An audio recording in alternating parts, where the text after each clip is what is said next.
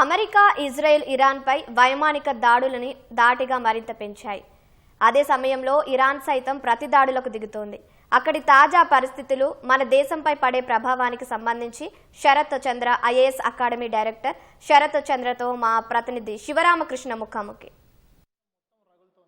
అయితే ఈ క్రమంలోనే ఇరాన్ ఆ కీలకమైనటువంటి హర్మూజ్ జలసంధిని మూసివేసింది. అయితే ఈ క్రమంలోనే అది భారత్ పైన కానీ అట్లాగే ప్రపంచ ఆర్థిక వ్యవస్థ, రవాణా వ్యవస్థ పైన ఎటువంటి ప్రభావాన్ని చూపించనుంది అనే విషయాన్ని మనతో మాట్లాడేందుకు శరత్ చంద్ర ఐఏఎస్ అకాడమీ డైరెక్టర్ శరత్ చంద్ర ఉన్నారు. సార్తో మాట్లాడదాం. సార్ నమస్కారం. సార్ నమస్తే సార్. సార్, ఇప్పుడు ఇరాన్ హర్మూజ్ జలసంధిని మూసివేయడం ద్వారా తక్షణమే అంటే చమురు రవాణాకు సంబంధించి ఎటువంటి ప్రభావం పడుతుంది ప్రపంచవ్యాప్తంగా, దేశవ్యాప్తంగా? మీరు అన్నట్టుగా ఇప్పుడు స్ట్రైట్ ఆఫ్ హార్మూజ్ అనేది చాలా ఇంపార్టెంట్. ప్రపంచం మొత్తానికి కూడా 20% క్రూడ్ ఆయిల్ ఇక్కడి నుంచే వెళ్తుంది. స్ట్రైట్ ఆఫ్ హార్మూజ్ అంటే పర్షియన్ గల్ఫ్ ఒమాన్కి మధ్యలో ఉంటుంది స్ట్రైట్ ఆఫ్ హార్మూజ్. అది చాలా చిన్నది, ఒక 30 మైల్స్ ఉంటుంది అంతే. దాని నుంచి వెళ్ళే ఆయిల్ అంటే వెస్ట్ ఏషియాలో దాని నుంచి చాలా ఆయిల్ వెళ్తుంది. ప్రపంచానికి 50%, ఇండియా 50%. ఇండియా కూడా 50% crude oil, liquefied natural gas LNG కూడా 54% దాకా వెళ్తుంది. ప్రపంచానికి అయితే 90% ఎల్ఎన్జీ అవుతుంది. ఇప్పుడు క్రూడ్ ఆయిల్ ఆగిపోవడం వల్ల వచ్చే ఎఫెక్ట్ వేరు, ఎల్ఎన్జీ వల్ల ఎఫెక్ట్ వేరు. క్రూడ్ ఆయిల్ని మనం రీప్లేస్ చేసుకోవచ్చు, వేరే వాటితో రీప్లేస్ చేసుకోవచ్చు, బట్ ఎల్ఎన్జీని రీప్లేస్ చేయలేం. ఇప్పుడు ఇండియాలో కూడా మీరు చూస్తే ఫెర్టిలైజర్స్ కానీ అలాగే పవర్ సెక్టర్ కానీ ఎల్ఎన్జీ కోసం సపరేట్గా ఇన్ఫ్రా అంతా వేరేలా ఉంటుంది. ఇది ఆగిపోవడం వల్ల ఏమవుతుందంటే దాన్ని మొత్తాన్ని మార్చలేము మనం.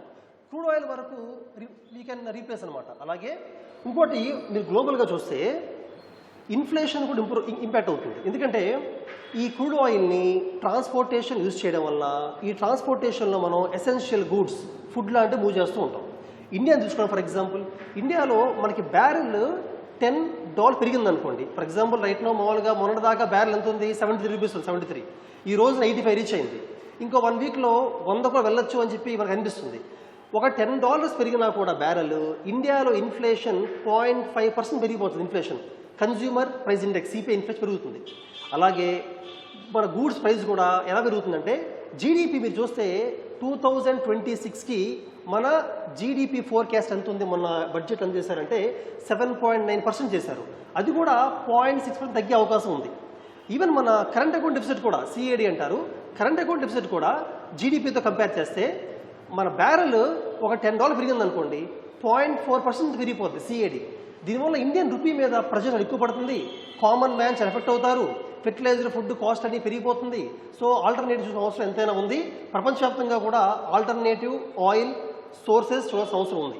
సో అయితే ఇప్పుడు ఈ హర్మూజ్ జలసంధిని మూసేయడం, స్ట్రైట్ ఆఫ్ హార్మూజ్ మూసేయడం, దానివల్ల అంటే ఇప్పుడు మనకు ప్రత్యామ్నాయంగా అంటే చమురు దిగుమతి చేసుకోవడానికి భారత్కి ఏ అవకాశాలు?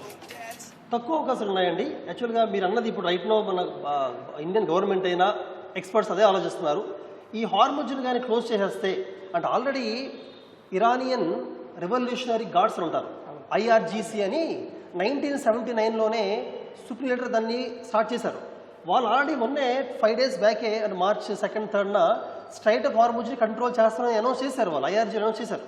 సో ఇప్పుడు ఏంటి, ఇండియా ఖచ్చితంగా ఆల్టర్నేటివ్ చూసుకోవాలి.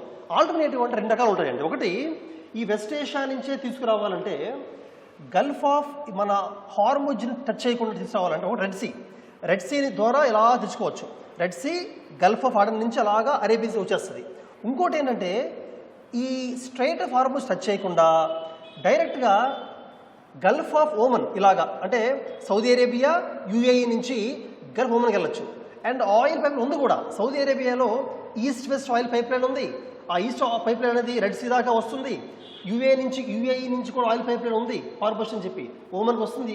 బట్ ఈ రకంగా మనం కొంతవరకు తగ్గించుకోవచ్చు, కానీ మ్యాక్సిమం రీప్లేస్ చేయలేమండి. దానికి ఏం చేయాలంటే ఇంకోటి, రష్యాతో ఏదైతే ఆయిల్ డీల్ రీసెంట్గా మనం ఆపేసామో దాన్ని రెన్యూ చేసుకోవాలి. రష్యా నుంచి ఆయిల్ మళ్ళీ తేవాల్సిన అవసరం ఉంది. ఈవెన్ లాటిన్ అమెరికా, మీరు లాటిన్ అమెరికా తీసుకుంటే లాటిన్ అమెరికాలో కూడా బ్రెజిల్ నుంచి, వెనిజులా నుంచి, గయానా నుంచి కూడా మనం ఇంపోర్ట్ స్టార్ట్ చేయాలి. ఈవెన్ ఆఫ్రికా, ఇదంతా ఆఫ్రికా, ఇటు పక్కన ఆఫ్రికా ఉంటుంది ఈజిప్ట్ నుంచి. ఆఫ్రికాలో కూడా వెస్టర్న్ ఆఫ్రికా నుంచి కూడా మనం ఇంపోర్ట్ స్టార్ట్ చేయాలి. యూఎస్ఏ నుంచి కూడా తెచ్చుకోవాలి. సో ఇలాగా వేరే కంట్రీస్ నుంచి తీసుకొని రావాలి.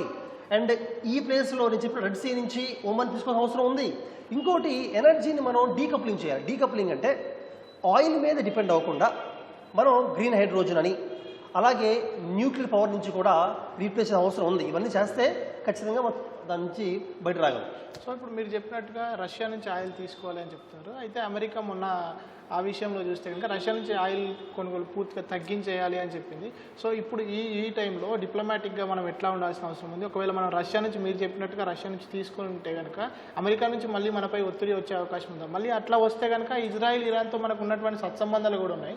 సో వీటన్నిటిని మనం ఎట్లా చూడవచ్చు? ఈ డిప్లొమసీ ఎట్లా ఉండవచ్చు? చూడండి, ఇక్కడ మీరు అడిగినట్టుగా అసలు రష్యా నుంచి ఎప్పటి నుంచో తెచ్చుకుంటున్నాం ఆయిల్ని. ఎందుకు ఆపేసాం? యూఎస్ఏ వల్ల, యూఎస్ఏ పెట్టిన ప్రెషర్ వల్ల, శాంక్షన్స్ వల్ల ఆపడం జరిగింది. మరి ఇప్పుడు ఈ స్ట్రైట్ ఆఫ్ హార్ముజ్ని క్లోజ్ చేశారు కదా, అమెరికా దాన్ని ఓపెన్ చేయగలిగితే పర్వాలేదు. ఓపెన్ చేయలేకపోతే నేషనల్ ఇంట్రెస్ట్ ఇంపార్టెంట్, మన ప్రజలు మోస్ట్ ఇంపార్టెంట్. కాబట్టి ఇక్కడి నుంచి 50% ఆగిపోతున్నప్పుడు ఆల్టర్నేటివ్స్ మొత్తం చూసుకోవాలి. యూఎస్ఏని తెచ్చుకుంటాం, కానీ యూఎస్ఏ రష్యా నుంచి వచ్చే కాస్ట్కి, రష్యా నుంచి ఎంత ఆయిల్ వస్తుందో అంత ఆయిల్ని యూఎస్ఏ అదే కాస్ట్ ఇవ్వలేదు. కాబట్టి నేషనల్ ఇంట్రెస్ట్ కోసం, మన పీపుల్ కోసం ఇన్ఫ్లేషన్ పెరగకుండా, జీడిపి ఫోర్కాస్ట్ మారకుండా, సిఏడి ఇంపాక్ట్ అవ్వకుండా ఖచ్చితంగా రష్యాకి కావాల్సిన అవసరం ఉంది. ఆల్టర్నేటివ్ లేదు. అదే వేరే కంట్రీ కింద చెప్పాను కదా, వెస్ట్ ఆఫ్రికా, లాటిన్ అమెరికా నుంచి కానీ ఎక్కువ తేగలిగితే సరిపోతుంది. ఇంకోటి మీకు చెప్పాలి, ఇప్పుడు 74 డేస్కి సరిపోయే రిజర్వ్ మాత్రం ఉంది. కాబట్టి మనం అర్జెంటుగా ఇంటర్నేషనల్గా క్రూడ్ ఆయిల్ ప్రైస్ పెరిగినప్పటికీ 75 నుంచి 80 అయినప్పటికీ పబ్లిక్ మీద ప్రెషర్ పడకుండా ఆపగలుగుతున్నాం. ఎందుకంటే మనకి ఇండియాలో మెంగళూరులో, అలాగే విశాఖపట్నంలో, పాడూరులో స్ట్రాటజిక్ ఆయిల్ రిజర్వ్స్ ఉన్నాయి, పెట్టాం. ఇదే కాకుండా ఆయిల్ కంపెనీస్లో కూడా ఒక 70 డేస్ సరిపోయి ఉంది. ఈ 74 డేస్ డెసిషన్ తీసుకోవాలి. టైం ఉంది మన దగ్గర. ఇంకా హార్ముజ్ క్లియర్ అవ్వచ్చు. అలాగే మిడిల్ పవర్ కొయిలిషన్, సౌదీ అరేబియా అవ్వచ్చు, లేకపోతే మన యూఏఈ, వాటితో కలిసి మనం ఎక్కువ ట్రై చేయగలిగితే మాత్రం ఈ 74 డేస్లో డెసిషన్ తీసుకోగలిగితే సరిపోతుంది. సో అసలు యాక్చువల్గా హార్ముజ్ అనేది కీలకం అని అందరు చెప్తున్నారు. అసలు ఎందుకు కీలకం అంటే ఏం చెప్తారు సార్? అంటే హార్ముజ్కి అంత ప్రాముఖ్యత ఎందుకు? హార్ముజ్ ఎందుకు వచ్చిందంటే, ఫస్ట్ ఏంటంటే హార్ముజ్ చాలా చిన్న, అది విడ్త్ బాగా తక్కువ, నెక్ అంటారు, నెక్ ఓన్లీ 20 to 30 మైల్సే ఉంటుంది అది. సో దాన్ని ఈజీగా చోక్ చేయగలరు. సేమ్ ఇలాంటి నెక్కే స్ట్రైట్ ఆఫ్ మొలక్కా అని చెప్పి మన ఈస్ట్ ఏషియాకి, చైనాకి వెళ్ళేదని ఉంది. అంటే ఇప్పుడు ఇది పొద్దున్న ఇండియా చైనా లేకపోతే యుఎస్ఏ చైనా వారు అవుతున్నప్పుడు కూడా స్ట్రైట్ ఆఫ్ మొలక్కా అంటే నెక్ అనమాట. అంటే అంతవరకు ప్రపంచంలో వచ్చిన షిప్స్ అన్నీ ఆ నెక్ నుంచి పాస్ అవ్వాలి. దాన్ని బ్లాక్ చేయడం చాలా ఈజీ. ఇప్పుడు ఈ ఇరానియన్ రెవల్యూషనరీ గార్డ్స్ దాన్ని బ్లాక్ చేసి చెప్పారు. కాబట్టి మీరు అన్నట్టుగా పర్షియన్ గల్ఫ్లో చాలా ఆయిల్ ఉంటుంది, నేచురల్ గ్యాస్ ఉంటుంది.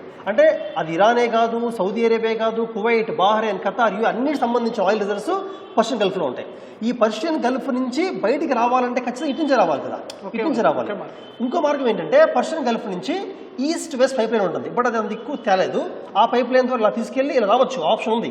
లేదా యుఏఈకి సంబంధించిన ఆయిల్ రిజర్వ్స్ని డైరెక్ట్గా ఇలా ఒమన్ నుంచి ఇలా గల్ఫ్ తీసుకెళ్ళిపోవచ్చు. కానీ అలా తీసుకెళ్లే పైప్ లైన్ కెపాసిటీ బాగా తక్కువ ఉంది, ఎవరిది ఊహించలేదు. కాబట్టి రేపు పొద్దున్న పైప్ లైన్స్ బాగా పెంచి అసలు ఈ పర్షియన్ గల్ఫ్ ఆయిల్ మొత్తాన్ని కూడా మనం ఈస్ట్ వెస్ట్ పైప్ లైన్, హర్షా పైప్ లైన్ తీసుకెళ్ళగలిగితే అప్పుడు దీని ప్రాముఖ్యత తగ్గిపోతుంది. బట్ దానికి టైం పడుతుంది. ఆ ఇన్ఫ్రాస్ట్రక్చర్ క్రియేషన్కి బాగా టైం పడుతుంది. సో ఇంకొకటి సార్, అంటే దీంతో పాటు యుద్ధం జరుగుతున్న పరిస్థితిని చూస్తే కనుక ఇరాన్లో రహస్యానుస్థావరం ఏదైతే ఉందో దానిపైన దాడి చేసిన తర్వాత కొంచెం లీక్ అవుతుందని చెప్పి కూడా ఇరాన్ కూడా ప్రకటించింది. ఇజ్రాయెల్ చెప్పడంతో ఇరాన్ కూడా ప్రకటించింది. సో అది జరిగితే అక్కడ ఇరాన్ ప్రజలకి లేదంటే ఆ చుట్టుపక్కల ఉన్న దేశాలకు కానీ ఎటువంటి ఇబ్బందికర పరిస్థితులు ఉంటాయి? ఖచ్చితంగా న్యూక్లియర్ ఇన్స్టాలేషన్ మీద ఎప్పుడైనా ఇంపాక్ట్ అయితే, రీసెంట్గా ఆపరేషన్ సింధూర్లో కూడా మీరు చూస్తే పాకిస్తాన్లో ఉన్న న్యూక్లియర్ ఇన్స్టాలేషన్ అటాక్ చేయడం జరిగింది మనం. అయితే దానివల్లనే ప్రపంచవ్యాప్తంగా అందరూ కూడా ఓకే, దాని నుంచి వచ్చే న్యూక్లియర్ రేడియేషన్ వల్ల ఎంతోమంది చనిపోతారు. పాకిస్తానే కాదు, వెస్టర్న్ ఇండియా ఇంపాక్ట్ పడుతుంది. అప్పుడు ఆపేసాం. మన అటాక్ని ఆపడానికి అదో కారణం. కానీ ఇరాన్లో ఇంకా న్యూక్లియర్ వెపన్స్ తయారు చేసే అంత ఎన్రిచ్మెంట్కి యురేనియం 230 రీచ్ అవ్వలేదు, ఇంకా రీచ్ అవ్వాల. 60% ఇచ్చింది అంటున్నారు. 90% రీచ్ అయి ఉంటే ఖచ్చితంగా దాని రేడియేషన్ ఇంపాక్ట్ ఎక్కువ ఉంటుంది. యాజ్ ఆఫ్ నో దాని నుంచి వచ్చే లీక్ వల్ల ఇరాన్ దాటి బయటికి వెళ్ళే ఆ ఇంపాక్ట్ అంత ఎక్కువ ఉండదని నేను అనుకుంటున్నాను. Okay sir. ఇంకొకటి అంటే ఇప్పుడు ఈ దేశాల్లో, ఇరాన్లో కానీ ఇజ్రాయెల్లో కానీ భద్రతా పరిస్థితులు చాలా క్షీణించిపోయాయి. సో ఆ దేశాల్లో ఉన్నటువంటి భారతీయుల కోసం మన భారత ప్రభుత్వం ఎటువంటి నిర్ణయాలు తీసుకోవడము, వాళ్ళు తీసుకురావడానికి ఎటువంటి సహాయక చర్యలు చేపట్టాలని మీరు అనుకుంటున్నారు? ఎటువంటి పరిస్థితులు ఉన్నాయి ప్రస్తుతం? యాక్చువల్లీ ఇది ఫస్ట్ ఇంపార్టెంట్ మన ఇండియన్స్ ఫస్ట్ ఇంపార్టెంట్ ఏంటంటే, ఓకే ప్రపంచం అంతా మనకి ఇంపార్టెంట్ కాదనట్లా, కానీ ఈ వెస్ట్ ఏషియాలో గల్ఫ్ ఏరియాలో ఎవరైతే ఇండియన్ డయాస్పోరా ఉన్నారో ఆల్మోస్ట్ 10 మిలియన్ 1,00,00,000 మంది ఉన్నారు. అంటే అన్ని దేశాల కన్నా ఇండియన్సే అక్కడ ఎక్కువ ఉన్నారు, మిగతా దేశాల నుంచి కన్నా కూడా ఎక్కువ ఉన్నారు. కాబట్టి వాళ్ళని ఎలా మనం కాపాడాలి, ఇబ్బంది రాకుండా చూసుకోవాలి అనేది మనకు మోస్ట్ ఇంపార్టెంట్. ఇక్కడ నేను అడిగినట్టుగా అండి ఫస్ట్ పాయింట్ ఏంటంటే అక్కడున్న వాళ్ళని మనం, ఫర్ ఎగ్జాంపుల్ ఇది ఇజ్రాయెల్ అండి, ఇజ్రాయెల్ కదా, ఇప్పుడు ఇజ్రాయెల్ నుంచి ఇరాన్కి మిజైల్స్ వెళ్తున్నాయి కంటిన్యూస్గా వెళ్తాయి మిజైల్స్. అలాగే ఇరాన్ నుంచి సౌదీ అరేబియాకి, ఇరాన్ నుంచి యుఏఈకి ఖతర్ మిజైల్స్ వస్తున్నాయి. మీరు చూస్తే ఇలా వెళ్తున్నాయి మిజైల్స్, ఇలా వస్తాయి మిజైల్స్. ఇలా రావడం వల్ల ఏమవుతుందంటే ఎయిర్ స్పేస్ మొత్తం బాగా డేంజర్లో పడింది, ఎయిర్ స్పేస్. అందుకని మన ఇండియన్స్ని ఎయిర్ రూట్ ద్వారా తేడం చేయకూడదు, అసలు చేయకూడదు. మిజైల్స్ పైకి అర్థం అవ్వట్లేదు. కాబట్టి రెండే మిగిలాయి, sea route, land route. Land route ఏంటి యాక్చువల్గా ఇది పెట్టడానికి కారణం ఏంటంటే, ల్యాండ్ రూట్ ఏంటంటే జార్డన్ నుంచి మనం తీసుకురావచ్చు, సౌదీ అరేబియా నుంచి తీసుకురావచ్చు ల్యాండ్ రూట్లో. ఇందా చెప్పిన విధంగా గల్ఫ్ ఆఫ్ ఒమెన్లో, గల్ఫ్ ఆఫ్ అడెన్లో ఈ 2 ప్లేసులు ఆడి మనం మన నేవల్ షిప్స్ పెట్టాం, మన ఫ్రిగేట్స్ని అలాగే డెస్ట్రాయర్స్ని పెట్టి మనం రూట్ ద్వారా తీసుకురాగలం. అంటే సీ రూట్ ద్వారా తేగలము, ల్యాండ్ రూట్ ద్వారా కూడా తేగలము. అవే ట్రై చేయాలి, కానీ ఎయిర్ రూట్ అయితే అవకాశం లేదు. ఆల్రెడీ మన government of India, ministry of external affairs MEA 24/7 help లైన్ని, కంట్రోల్ రూమ్ని ఢిల్లీ ఎస్టాబ్లిష్ చేసింది. ఈ ప్లేస్లో ఎంతమంది ఫోన్ చేసినా కూడా రిసీవ్ చేసుకునే కెపాసిటీ మనకు ఆల్రెడీ ఉంది, హెల్ప్ లైన్ ఉంది. ఆపరేషన్ సంకల్ప్ మీరు చూస్తే అంతకుముందు కూడా ఆపరేషన్ గంగా అని, ఆపరేషన్ వందే భారత్ అని, ఇటువంటి కండిషన్స్లోనే మనం చాలా సక్సెస్ఫుల్గా ఇవాక్యువేట్ చేయగలిగాం ఇండియన్ డయాస్పోరాని. ఈసారి ఆపరేషన్ సంకల్ప్ ద్వారా కూడా ఇవాక్యువేట్ చేయగలుగుతున్నాము, అక్కడ పరిస్థితుల్ని లైవ్ తెలుసుకోగలుగుతున్నాము, ల్యాండ్ సీ రూట్ వాడగలుగుతున్నాము, అక్కడ ఇబ్బందులు కూడా సాల్వ్ చేయగలుగుతున్నాము. అండ్ బ్యాక్ ఛానల్ డిప్లొమసీ ద్వారా మన జైశంకర్ గారు, మన external minister, back channel diplomacy ద్వారా ఇప్పుడు అన్ని కంట్రీస్తో మాట్లాడుతున్నారు.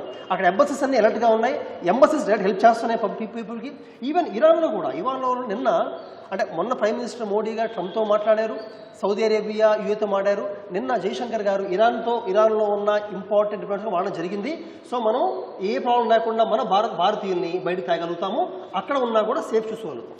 సో మనం చూస్తే ఇజ్రాయెల్తో మనకి ఎప్పటి నుంచో మంచి సంబంధాలు ఉన్నాయి, ఇరాన్తో కూడా ఉన్నాయి. సో ఇరాన్తో దౌత్యపరంగా ఏదైతే వ్యూహాత్మకంగా ఒకటైనటువంటి చాబహార్ పోర్ట్ ఏదైతే ఉందో, ఇప్పుడు దానిపైన ప్రభావం ఏ విధంగా ఉండే అవకాశం ఉంది సార్? చాబహార్ పోర్ట్ యాక్చువల్గా చాబహార్ పోర్ట్ అనేది ఇప్పుడు మెయిన్ హాట్ టాపిక్గా మారింది. ఏమైందంటే మీరు చూస్తే ఇప్పుడే కాదు, ఆల్మోస్ట్ లాస్ట్ 2-3 ఇయర్స్ నుంచి కూడా USA ఇరాన్ పైన శాంక్షన్స్ విధించడం వల్ల ఇండియాని ఇరాన్లో ఇన్వెస్ట్ చేయొద్దు అని ప్రెషర్ పెడుతుంది. శాంక్షన్స్ ఉన్నాయి, కానీ ఇండియా ఆల్రెడీ చబహార్ పోర్ట్కి ఎంతో ఇన్వెస్ట్ చేసింది. కాబట్టి ఈ సంవత్సరం 2026 ఏప్రిల్ దాకా కూడా USA మనకి వేవర్ ఇచ్చింది. వేవర్ అంటే ఏప్రిల్ దాకా మనం ముందుకు వెళ్ళొచ్చు, ఏప్రిల్ నుంచి ఆపేయాలి, ఎలాంటి ఇన్వెస్ట్ చేయకూడదు. కానీ ఇప్పుడున్న యుద్ధ పరిస్థితి చూస్తే ఇమీడియట్గా ఆపాల్సిన పరిస్థితి కనిపిస్తుంది. మీరు అబ్జర్వ్ చేయండి, మొన్న ఇండియా బడ్జెట్లో చాలా సర్ప్రైజింగ్గా చబహార్ పోర్ట్కి మనం బడ్జెట్ జీరో ఇచ్చాం. జీరో ఇన్వెస్ట్మెంట్ ఏమో అసలు మన బడ్జెట్ అంటే ఎగ్జిట్ అవుతున్నాం, బయటకు వచ్చేస్తున్నామా అంటే బయటికి రావట్లేదని చెప్పి మన ఎక్స్టర్నల్ అఫైర్స్ మినిస్టర్ చెప్పడం జరిగింది. బయటికి రావట్లేదు. ఫ్యూచర్ చబహార్ పోర్ట్ మనకి ఇంపార్టెంట్. అసలు మీరు చూస్తే ఇరాన్ని గోల్డెన్ గేట్వే అంటారు. ఇటుపక్కి సెంట్రల్ ఏషియాకి, వెస్ట్ ఏషియాకి, రెండుకి సెంట్రల్ ఏషియా, వెస్ట్ ఏషియాకి గోల్డెన్ గేట్వే. అటువంటి ఇరాన్ వదులుకోవడం వల్ల ప్రాబ్లం వస్తుంది. ఏంటంటే ఇరాన్ చైనా పాకిస్తాన్ యాక్సిస్లో కానీ కలిసిపోయింది అనుకోండి, ఆల్రెడీ చైనా పాకిస్తాన్ యాక్సిస్ మనకు థ్రెట్టే ఫ్యూచర్లో. ఇప్పుడు మన ఇరాన్ కానీ దూరం చేసుకుంటే, ఇరాన్ దాంతో కలిసిపోతే, Iran China Pakistan axis form అయితే మనకు చాలా ఫ్యూచర్లో చాలా ప్రాబ్లం అవుతుంది. కాబట్టి దాన్ని దూరం చేసుకోలేము. కానీ ఇండియా ఒకప్పుడులాగా ఐసోలేషన్లో కాకుండా స్ట్రాటజిక్ రియలిజం, మొన్నటిదాకా మనం ఫాలో అయింది ఏంటి, స్ట్రాటజిక్ అటానమీ అటానమీ అంటే ప్రపంచంలో ఏం జరుగుతున్నా కూడా మనకి ఇంపాక్ట్ లేని దాకా మనం ఎంటర్ అవ్వం. బట్ ఇప్పుడు రియలిజం ఫాలో అవుతున్నాం. అంటే ఈ middle power coalition Saudi Arabia యూఏతో రిలేషన్ పెంచుకోవాల్సిన అవసరం ఉంది. అలా పెంచుకుంటేనే సీ లేన్స్ అన్నీ కూడా సెక్యూర్ చేసుకోగలం. ఇప్పుడు మన ఆయిల్ ట్యాంకర్స్ ఇండియాకి రావాలి అంటే మనకి ఎస్కాట్ అవసరం, ఎస్కాట్. కాబట్టి ఈ మిడిల్ పవర్ కొయలిషన్ సంబంధాలు లేవనుకోండి, మనకు ఎస్కాట్ పవర్ చేసి కష్టం అవుతుంది. అలాగే ప్రస్తుతం ఇరాన్ని మనం ఎటువంటి విధంగా ఇరాన్తో కొంచెం ముందుకు వెళ్ళి ట్రై చేసినా ప్రపంచం మొత్తం, ఈవెన్ వెస్ట్ ఏషియా, ఇజ్రాయెల్తో ఇండియా చాలా క్లోజ్గా ఉంది. మన డ్రిప్ ఇరిగేషన్ కానీ, డెజర్ట్స్లో ఎలా టెక్నాలజీ కానీ, డిఫెన్స్ కానీ, ఈవెన్ కల్చరల్గా కూడా ఇజ్రాయెల్ మనకు చాలా క్లోజ్. కాబట్టి అందుకనే ఇరాన్తో చబార్ పోర్ట్ ఆపడం జరిగింది ప్రస్తుతానికి. అది చాలా ఇంపార్టెంట్. మిగతా వాళ్ళతో మనం క్లోజ్ అవ్వడం ట్రై చేస్తున్నాం.